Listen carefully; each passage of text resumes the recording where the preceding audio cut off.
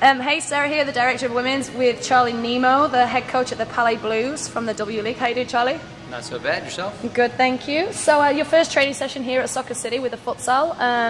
Why did you want to come here? Well, the biggest reason, we obviously wanted to change it up. We have a lot of players from all over the world in the country this year, and I wanted to do something that would excite them. I mean, it's such a phenomenon nowadays, futsal. Everybody's doing it. It's a great way of development for youngsters and players of all ages.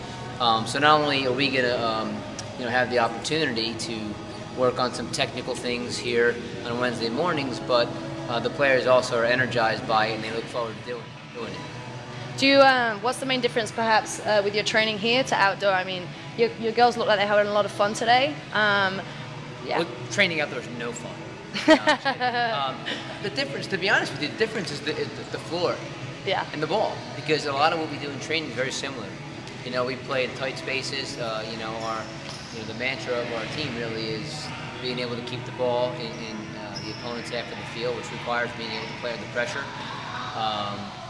So it kind of translates, what we're doing here to outdoor. So what we actually do is we play with the futsal ball, for a little more than half of the session, so they can work individually on their skill.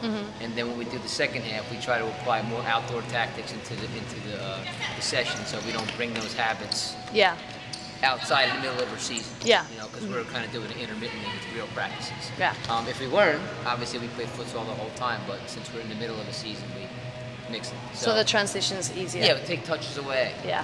So now, in here, if you're not good enough to break pressure with the ball on your foot, beat players 1v3, then you have to adjust your game and play one or two touch, get yourself in better spots.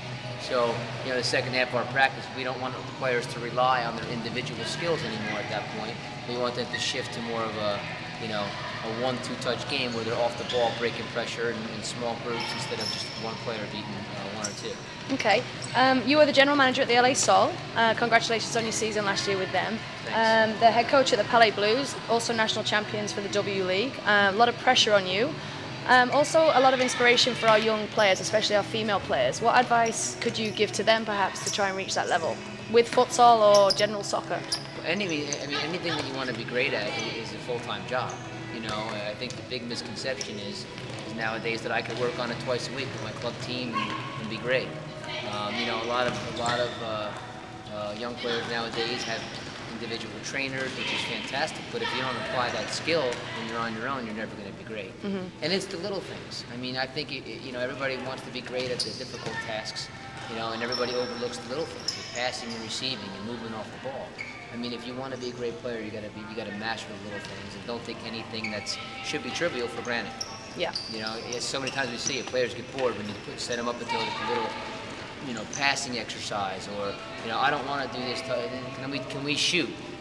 Well, you have to be great at little things. And I think anybody that can master little things can be a very good player and fit into different levels. So I would say, master the little things. It's a 5 to 7 day a week job to be great at anything, and put yourselves in the best environment possible. Would you say Soccer City was a good environment for that learning? Absolutely, absolutely. Playing under pressure, small spaces, fast pace is the key to players developing vision. At the next level, the highest levels, you have your rare breed of Marta out there who can rely on pace, but the rest of the players in the world, the other 99% players in the world, need to rely on just intelligence.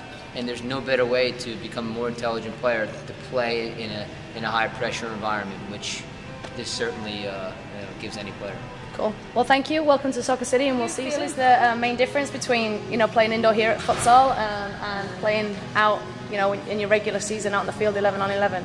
Well, the good thing about having this opportunity to play futsal is that you just get a different feel on the ball. It's a lot more touches on a ball because it's a smaller, more condensed area. Obviously, a futsal ball doesn't bounce as much, and you have to have really good technical ability on the ball. So I think that's really going to force us to technically be very sound, and then hopefully translate that to the outdoor game, and then on the outdoor game, obviously now with a technical combination, add the athleticism as well. So. Yeah, so I mean, can you pinpoint, I mean, you're obviously very experienced, how does being indoor with the lots of touches and the small technical play, how does that translate to your outdoor game? To my outdoor game, it's just knowing how to play under pressure. I think if your technical footwork is really good, you'll be able to get out of tight situations when you're, like I said, when you're under a lot of pressure, being able to play 1 and 2 touch, and that's what we were focusing on today when we were playing futsal, is how can we move the ball, keep moving it, but also getting our little touches in there, so that way when we do get on the big field, hopefully, like I said, that will translate.